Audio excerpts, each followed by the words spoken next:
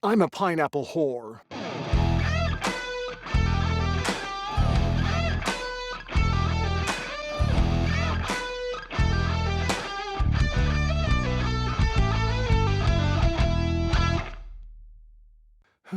Hello, you wonderful people. How the heck are you? I see. I got the ticker off in time at least. Look at that. Hi, I'm John Solo. Welcome to the show. Notice that I am not using a swear word in the beginning of the show. I just learned something new recently.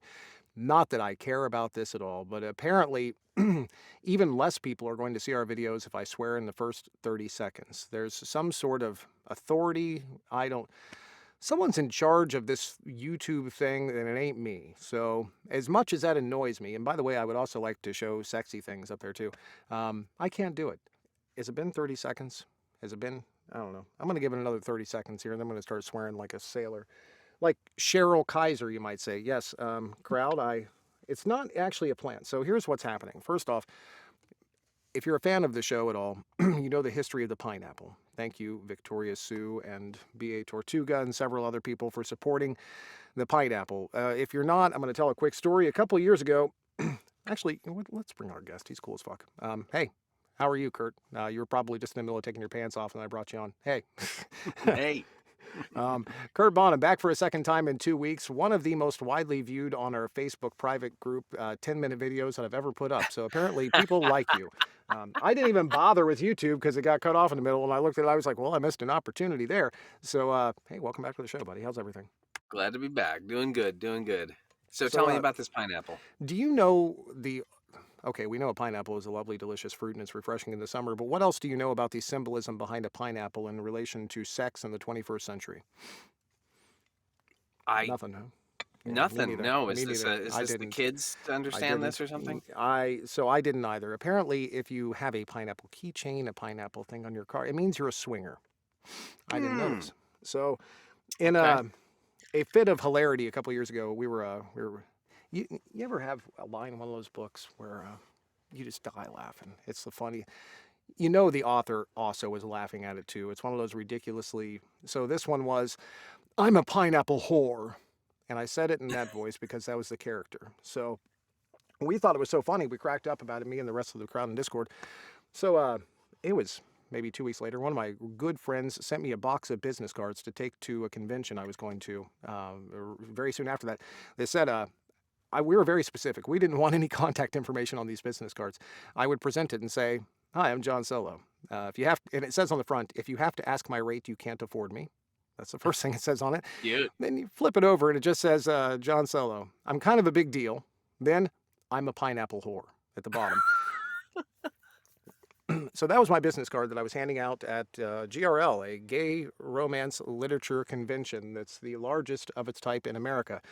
I get there, and soon beforehand, I am told that, by the way, So you didn't know what that phrase meant. no, Okay. no. And then I learned Gotcha. it shortly before, and as every convention comes up, I'm like broke right before this, so I can't even replace. So I have all these business cards, and I got it, and I need to give it. So I gave them out the entire time, and I just said, "This is the best business card here," and I handed it to him. Not once did I get propositioned, amazingly enough, by pineapple Oh, swinging whores. all Um, right. Now that could be one of two things. It could be I'm not attractive enough to be, which, hey, I don't know. These are all subjective things. Yeah. Two, it also could be that I was surrounded by 15 of the finest brigadiers in the world. Thank you so much. I was literally surrounded by a posse the entire time. So that was awesome Wow. too. Now, I'm going to shut up about the pineapples, but yes, I do have, this is not a plant. It is an ex-plant. It is in fact dead, but it's put in there and there's water in it and it smells good and it's sage and you can eat it or you can put it in your tea, Oh, I love which sage. I've got lemon balm and sage in my water today and it's wonderful. So yeah. Hmm. So yeah, man. Well, so the So last now time the I saw, go pineapple ahead. thing though, I Yeah, still yeah. have to Okay, let's ask go though. back. So the Yeah. pineapple thing. Yep. Um, Is it specifically swingers or is it like general non-monogamists or because there are many types of non-monogamy. So, I don't think this is a I'm looking to get some strange symbol, if that makes any sense to you. I don't think it is that. Um, if it is, and not only not worked for me, but on top of that, I've never even been propositioned. Um, but I think it is specifically swingers, but I don't know, considering I didn't know a year or two ago what this even meant. So if anybody in the crowd can tell me, is this specifically for swingers? And if there's someone in the crowd that's actually used this pineapple to get laid before, I'm going to have you on the show at some point. Please just say so in the crowd. You're coming on. I want to talk to you. So, speaking of getting laid, how was your week? What did you do? Tech problems good on your end? I fixed mine, I think. Everything okay over Yeah, there? hopefully everything should be fine. Haven't had any further issues. We'll see what happens, and I'm on a different interface now, so this hopefully will all go well. But yeah, no, it was a good week last week. Just working and playing, and I uh, I had a little bout. I got my uh, bivalent booster, which knocked me out for a day. So that's always fun. Is that like Um, is that a COVID or a flu booster? Which it's one the is that? COVID. It's the Okay. newest COVID. Well, newest. And I mean, it's been like a year or whatever. It's the Omicron booster, which I kept forgetting to get, and I'm going on a cruise in a few weeks, so I'm like, I should probably update that. But they've every single time I've gotten one, I get really sick for a day, and it's just a pain in my butt. But well, that's all fine now. how many days did it affect your throat? How many days did it take you to get back in the booth when that happens? It's usually one. It like knocks me out. For this one was usually like I get it and then I get sick that day and I kind of sleep it off and I'm better kind of by the next day. This one was I got it that day. I was fine all day, all night. I woke up and was just sick as a dog for the whole day. Slept it off and was fine the day after that. So That's not yeah. bad. The Eh. crowd the crowd Eh. pointed out to me that I misspelled your first name. Oh, did you use Definitely, a K? yeah, definitely. Well, because Kurt Common mistake. Graves. Common mistake. How do you spell definitely? And Definitely, not yes. Kurt. There. And I am Okay. not a Curtis, which people call me too, which is fine. I don't really care. It doesn't matter. I'll answer to Curtis as well. But strangely, not a Curtis, even with a C. My mom doesn't like nicknames. So, I am not a Jonathan. I am simply a John, John. And that is oh, that's name. interesting. Most Yeah. just Johns I know are Jon. Well, were you named after anyone in your family? Do you know if that was like a thing with you Mm-mm. guys? Yeah. So it was just a first kind of deal. Yeah, what was the story behind it? Did your mother and father have a story behind why they named you Kurt with a C? I have no idea. That's probably maybe they've told me. The only thing I remember is that my middle name was supposed to be Andrew, but they forgot and named me Kurt Allen. So that's the only thing I Uh, know about my name. But aside from my mom doesn't like nicknames, so that's why I wasn't Curtis, except she named my sister Christine for some reason, not thinking that literally everyone in the world except her was going to call her Chris. Well, So, yeah, yeah. which Because of the she hates. car, because you guys grew up in the '70s, so they wouldn't want to say Christine. That's the same sister that went to California, right? Is that the same one? Yes, and who is now also who came Yeah, first to Atlanta.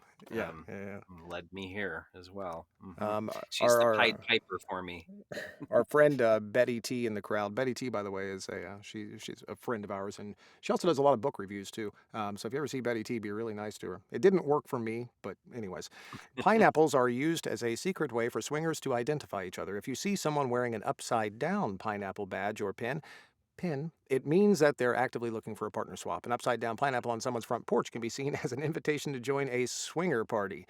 Ah, They used to fascinating. they used to like indicate your religion by things like that, but now I guess it's sex. That's good. I Mhm. think it's progress. Did not know that. Yeah. I only had the first shot. I had the Johnson and Johnson, so I had the Johnson in me, and that was 2020. I've not had them since. I got that one with the intention of traveling because I was going to go to Germany for Christmas that year to see a friend with my wife. No one could travel, so we got that first one, and then after that, I was like, no, no, I'm going to stay right here, and so far. But I have never been on a cruise before. I'm imagining that it's like Indiana Jones where they ask you for your papers and shit. Has that ever occurred? No, well, my wife and I got really lucky. She has a cousin who worked for Virgin Cruise Lines when they first started like 3 years ago, and Hmm. that was uh, right at the like end of COVID, Oh like yeah. not Oh yeah. really the end of COVID ish. And and he gave us a free cruise. It's the first time we ever cruised.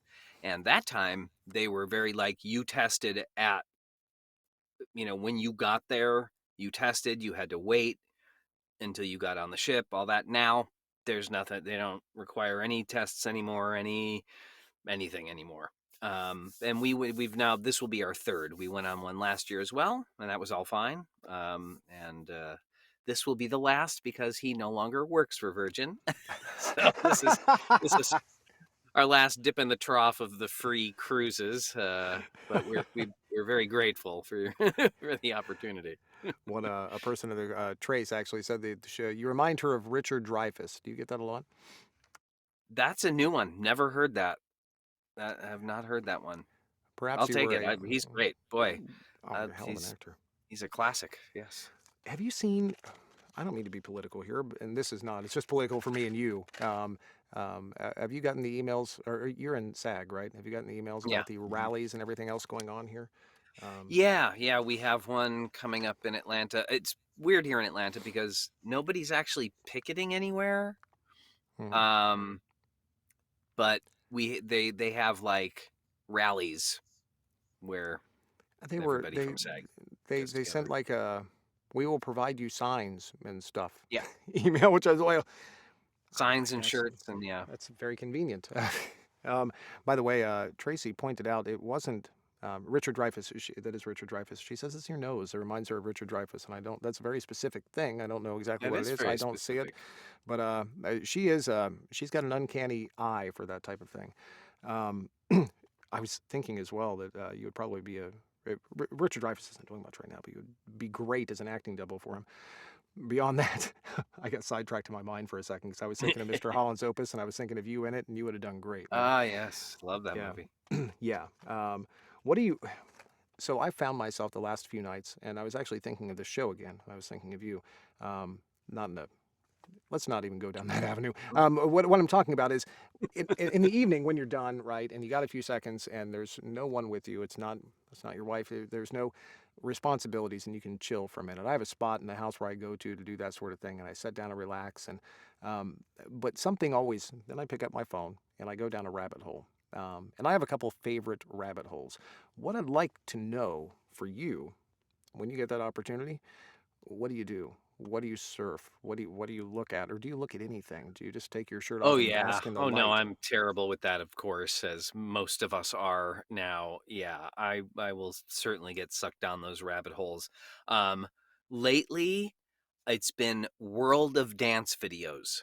I was actually a break dancer I did when not I see that was coming.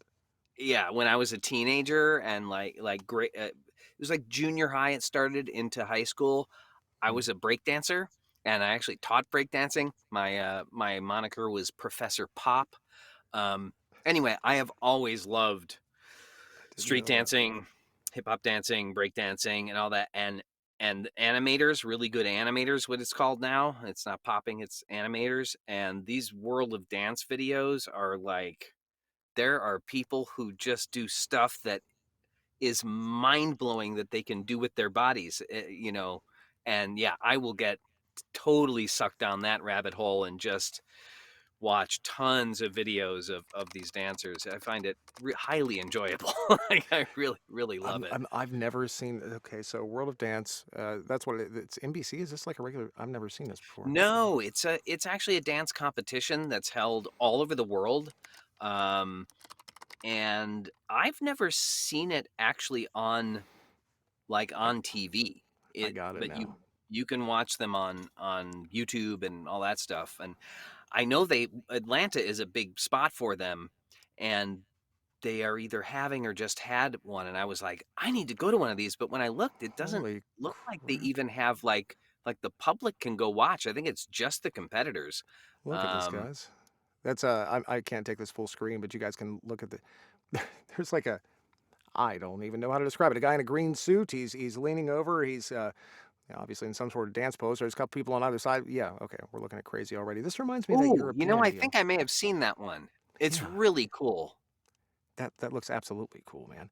Um, There's some groups that do just amazing stuff. Really fantastic stuff. Like, Now, when you I were highly recommend it. breakdancing, you were young. We're pretty close to the same age. And when I was a young man, 5, 6, 7 years old, breakdancing was the thing. Remember, of course you do.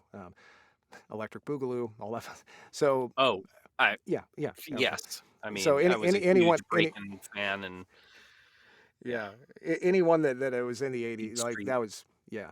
So the first time that you danced in public, I want to hear that story. The first time I danced in public. Yeah. Boy, that's a good question.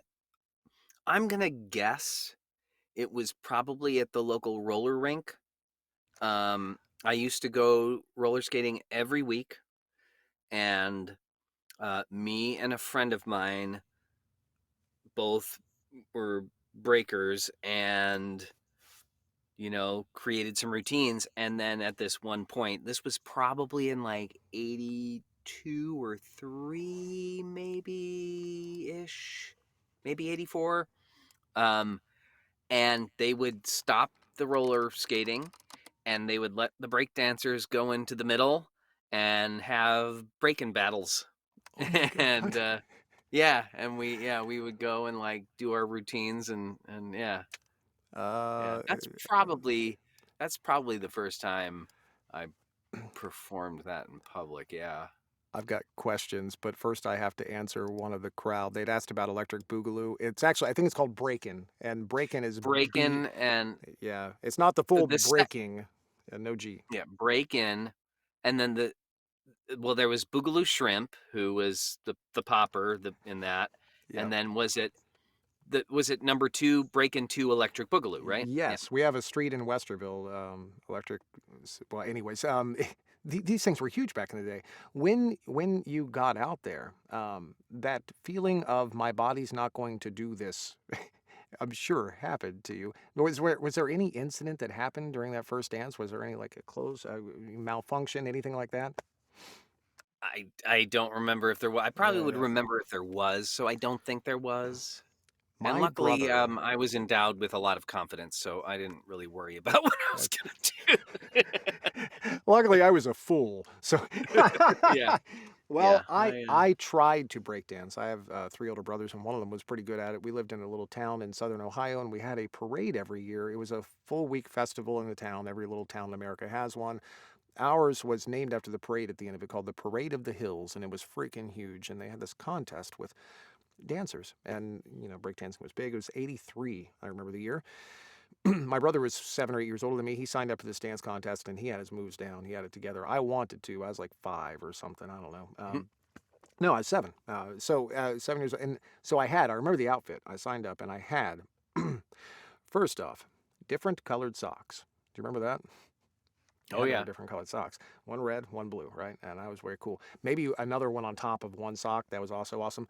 The yeah. second thing I had was a pair of brightly colored, ill-fitting Umbro shorts. They make this sound when you move. Every Mm-hmm. basketball coach has a pair. Yep, And if you are a basketball coach or a grown man, some things sneak out of the bottom of those when you're not looking. But yep. luckily, I was 7, so not a big deal.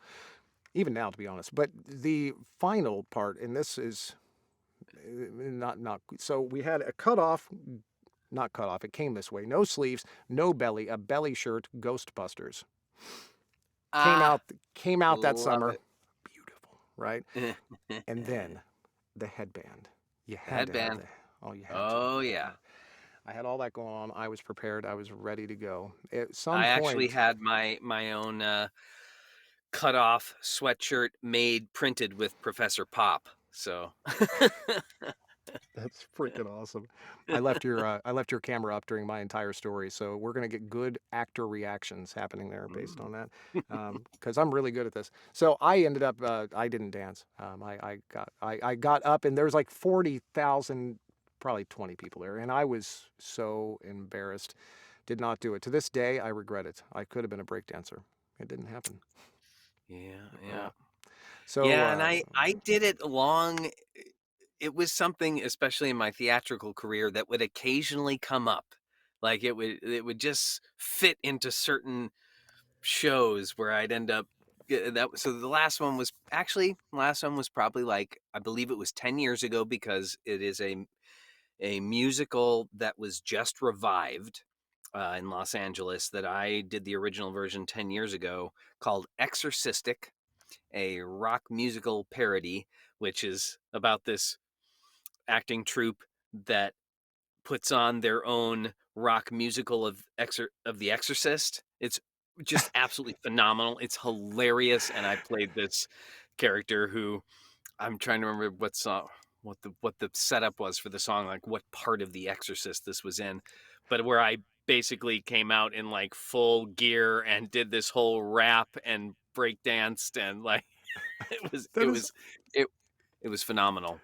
I highly recommend the show. It is great. how It's many. playing in LA right now, Yeah, actually. I'm looking at it as we speak. How many shows did you do of it? Do you remember? Was it like 2 or like 20? Well, we did the Hollywood Fringe. We won the musical category of the Hollywood Fringe that year. Um, so I mean, it was probably only total about 12 shows, probably. Okay. But yeah, it was fantastic. It's such a good show. The guy, Michael Shaw Fisher, who wrote it, is just a genius. I've done a few of his shows, and he's just fantastic. But if anybody's in LA, I highly recommend going and checking it out. It's at Dude, 3 clubs in LA, I believe, right now, and it's a blast. It is just a ridiculous blast. do you find yourself practicing singing anymore? Are you singing at all? Are you still doing that on a regular Boy, basis? I really should. It's one of my absolute favorite things in the world. I've been singing since I was a little kid, and I have not done a lot of singing in quite a while, and I've been thinking about it a lot lately, actually. Mm, Um, yeah, I really would like to get back into doing some singing. Because I recently met someone who is doing musical theater right now, and they were like, "You should come try out at these theaters." And I was thinking, yeah, it's been way too long, and I really should. So yeah, I really should get singing again. now, is I the miss it. musicals, or that is that the only place you would go for something like that, or pick up a guitar, do that sort of deal? What? Yeah, I play guitar too. I had a band back in the Hmm. 90s I in thought so. LA, and Yeah. yeah, no, I've done all sorts of musical stuff. My father was actually a barber shopper Hmm. when I was a little kid, and so he would take me to his chorus rehearsals, and then I was briefly in that. So that's sort of where I started with the like singing and especially harmonies. I love singing harmonies. So I did that, and then my dad also taught me how to play piano, and I became a musician. And then as I Hmm. got older, I picked up guitar and then songwriting and then had a band. And I've sung in various choirs and madrigals and show choirs and Christmas caroling groups and all that kind of stuff. So yeah, yeah, it used to be a huge part of my life, and it Hmm. has not been in quite a while. Is it like so for me? Some of these events happened at the same time for me, so But long story short, I've went probably 10 years without really writing any music and without certainly not performing on a regular basis. Yeah, One of the reasons that I did it was that I felt that it was a means to an end. I loved it when I was a kid, but as I became an adult, I moved on to other things, audio engineering and then acting and all this. So different ways of creating, and I told myself that I was kind of bored with it. Recently, over the course of the last 6 months or so, I've started playing again. I have a 26-year-old son, and he plays drums. He's actually 27 now. I'm an old man, Kurt. So, I'm older Drew, than you. I think I have like 6 years on you, I believe. I think once you pass 40, it's until the 60 mark. I think 60 is another big True, mark where you're like, true. okay, well, that person's probably got their shit more together than me. But until then, 40 to Eh, so he plays drums, and we just sat around a campfire, but in the backyard with an acoustic guitar and a little set of bongos, and just have a ball. that's great. Yeah, and there's no. I'm not in front of a crowd. I'm not performing. It doesn't matter if I mess up. I'm allowed to change the compositions entirely because it's just me and my kids sitting around having fun. So it's freeing suddenly again. Yeah. That's a Yeah, beautiful thing. like playing piano in particular growing up was always sort of like an outlet, just to sit down and just fiddle around and play, that was a big thing. And then when I went to college, I couldn't take my piano with me. Well, actually, not even my piano. It was my grandmother's baby grand piano that then my father inherited. My grandmother was an amazing pianist, songwriter, musician. Do you remember what kind? And what's that? Do you Oh, remember what what kind of kind? baby grand? Yeah. I don't remember what it was. Black or And brown or what? sadly, eventually, my parents had to get rid of it too because they moved to play where they couldn't really keep it, and It's it's a I big thing. It's the wasn't size of a ever living car. anywhere Yeah. where I could, and it was very sad. And just it was about 2 years ago. Um, oh my gosh, I'm going to totally space. Oh, this is awful. I'm going to space on her name. She's another narrator that lives here in Atlanta. Oh my gosh. Anyway, Like, I'm I know if spacing on her name I right know a now. few. I'm not jumping up. Yeah, yeah, yeah. Cool. It's all right. Doesn't probably doesn't matter. And she had posted on Facebook how she was making room for new hobbies and was selling her baby grand piano. Wow. And she was selling it for $900, including moving. And I was like, that's okay. And like went upstairs and told my wife, I'm like, honey, I, I have to do this. Like, I think I know exactly where it'll go. Oh yeah. And it's actually right outside my booth in my basement here in the corner. And it's just so nice having it. And at first, of course, I started playing it a lot. Now I haven't played it in a while again, Yeah, but I yeah. That's the way it's it another works, thing. isn't I it? need to get back to it. I need to get back. I used to like go sit down and play before coming into the booth. And Hmm. then I'd take a break and I'd go sit and play and then come back into the booth. And I really should probably keep doing that. It was a really nice little way to take a break. Oh yeah, Um, yeah. but yeah. Oh What? yeah, and when I went to college, couldn't have the piano. That's when I picked up guitar because I was like, I don't have a musical outlet. Like I this is it felt weird to have like, and that actually is what got me into songwriting. I picked Hmm. up rhythm guitar pretty quickly, and I had never written on piano, and I had never been able to sing and play on piano. I can now. I think it came from learning it on guitar or something, but Hmm. that's when I started writing songs. And then yeah, probably one of my favorite things I've ever done in my life was have a band, even Oh though it yeah. was also one of the most terrifying things. And Well, I'm a it's performer. I love being in front of a crowd, but I didn't understand that I could be a character. I learned that later, like, oh, you can be a character as a front man for a band. But I felt like it was me, it was just me, which was nerve wracking. But hmm it still was like, it was so great. I just absolutely love that. And I knew just tons of musicians at that time. That was basically my whole friend group were all musicians that played out all every week. So I was going to live music like 4 or 5 times a week at that point, and hmm it was yeah. I just love it. I just love it, and yeah, I really need to get back to it. It's being in such a joyous thing. it is being in a band. There's a challenge with being in a band, as you well know, and that is other Yes. people. And Yeah. oftentimes, the if the chemistry is right, um, I never understood that, man. When I was a kid, so you had talked about being able to play a character. I didn't understand that. I guess, the bands I was in, I had a couple that were really good and went a little ways, and we hit our stride basically in between my age of 16 and 30. And there, I was in a couple pretty decent acts, and we were fun, and a couple of them had chemistry. I never understood that.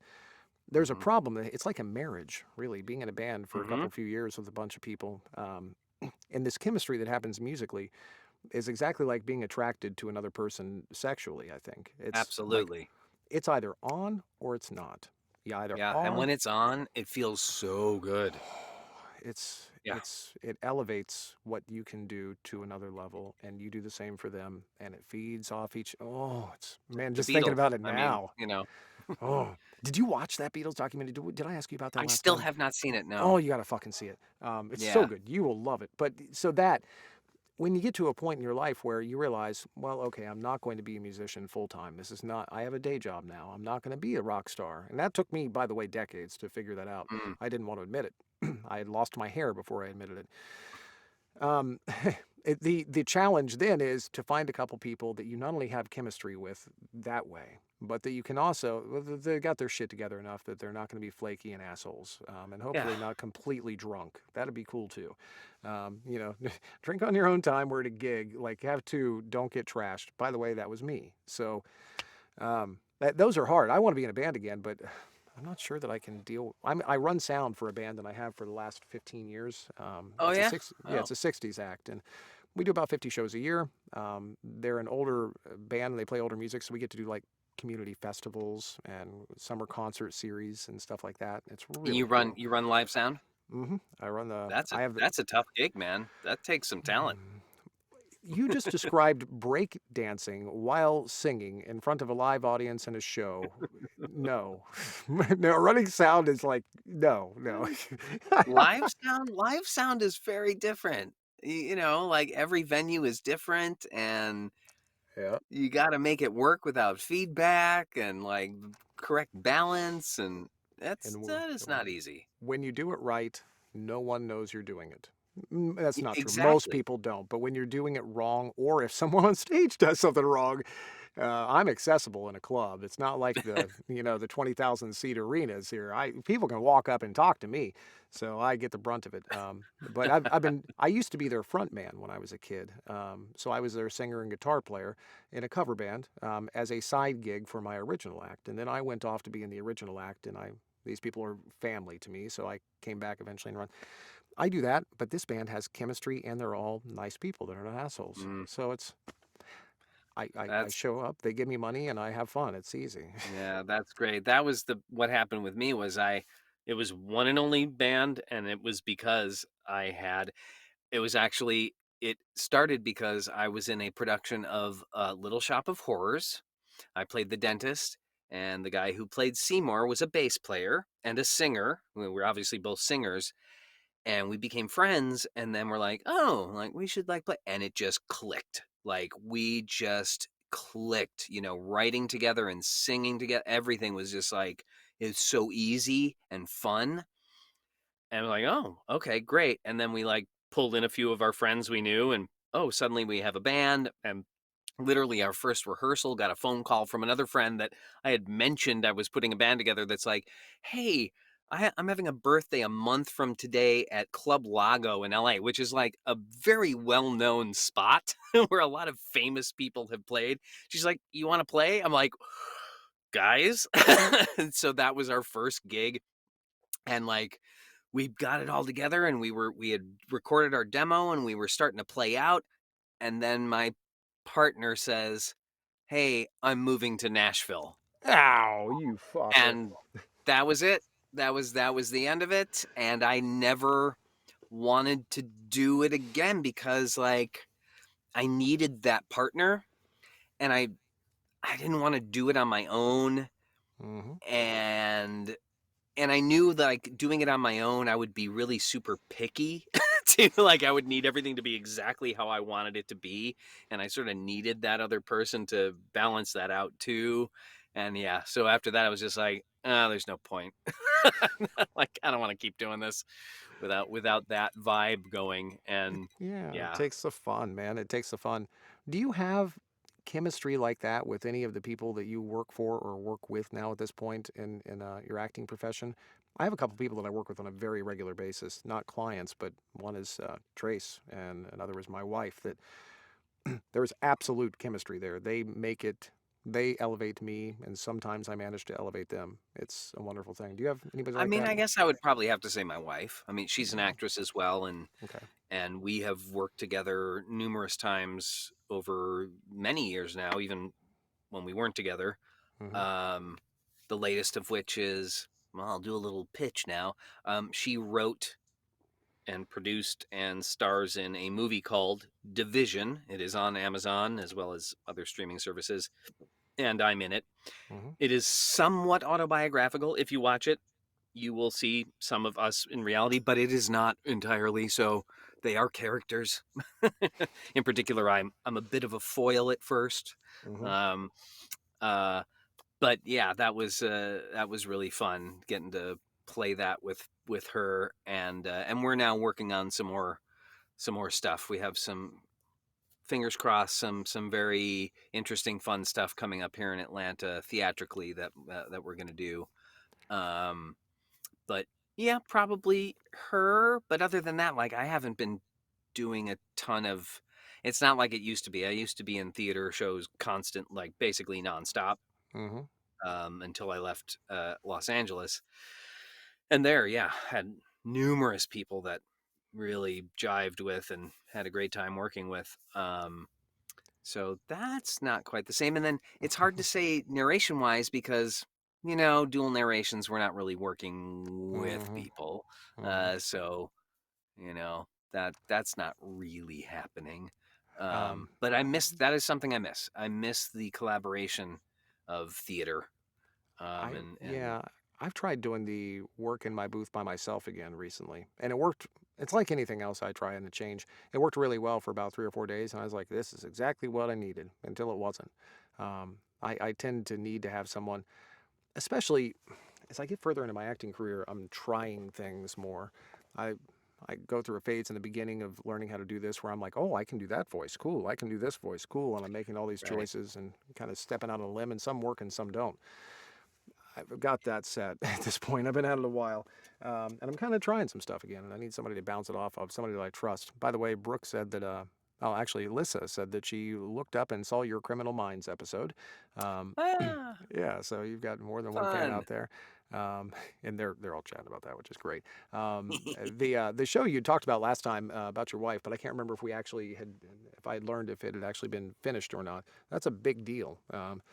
Oh, How I'm still like so impressed. Like, she made this happen, and Well, how do you get there's on a movie out in Prime? the I world. mean, who do you have to sleep with to I'm not implying that she did. I'm actually implying that you did. Who do you have to sleep with to get your wife on Prime? Well, unfortunately, that is not all that, like, You it's not talked a little bit really a about it huge last deal. time. I'm on another series that's on Prime as well. Hmm. I don't make a single cent from it. Like, it not necessarily a huge thing. Um I mean, yes. What am I saying? Of course it's a huge thing. I mean, it was a huge thing to make this movie and to get it distributed. That was like, I mean, yeah, it's Yeah. amazing. Hopefully it will see some traction. It is definitely political and very current. Hmm.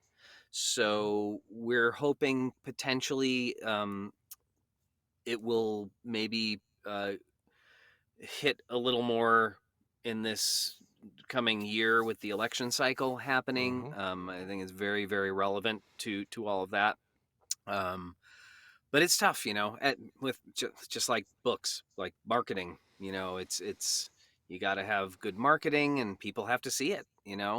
Um, I mean, it was what Film Threat. If you know Film Threat, they're a pretty big film criticism site. They called it a masterpiece. So, you know, hopefully more people will see that, and it'll go. But she's continuing on. Just she's finished two more screenplays.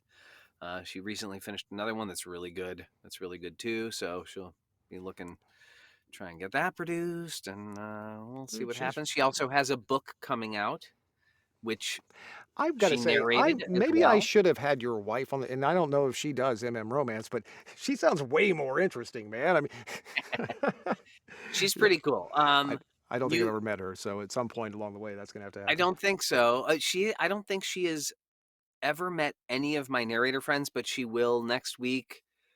She's going to join me at the podium event at Dragon Con. So Nice. she'll finally meet some some of my narrator friends. Um, but she's joining this world in that she narrated her book. So that'll be coming out hopefully this fall.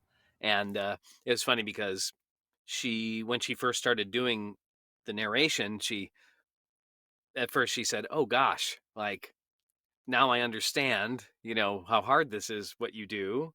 And okay. And then she thought, well, and I said, like, you should be doing this, and we should, like, pair ourselves as a romance team. Like, this would be a good thing. And another friend of ours reached out to her to be like, hey, I know you said you want to do this. He was just getting into audiobooks and had like a dual romance. Hey, would you want to audition for that?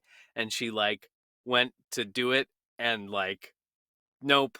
She had zero interest. She'd read it and she's like, no, not for me. I don't want to do that.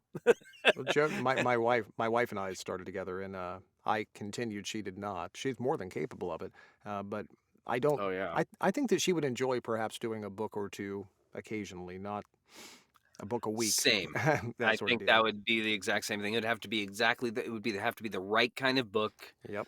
that she enjoys, the right kind of material. Unlike us whores.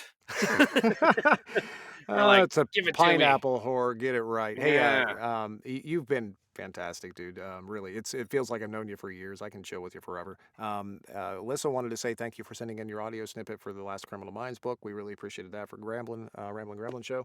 Um, Criminal Intentions, what actually. words are not as important as, and yeah, they probably are. That's why I misspelled your name at the beginning. And now your name over the top of you has said not Kurt with a K Bonnem, narrator for the last 40 minutes. But anyways, thank you for coming on. Crowd, thank you so much. We will be on Ramblin' on Thursday. This will be up on YouTube tomorrow. Thank you so much. Enjoy. And Kurt, all you got to do is wave bye to the camera.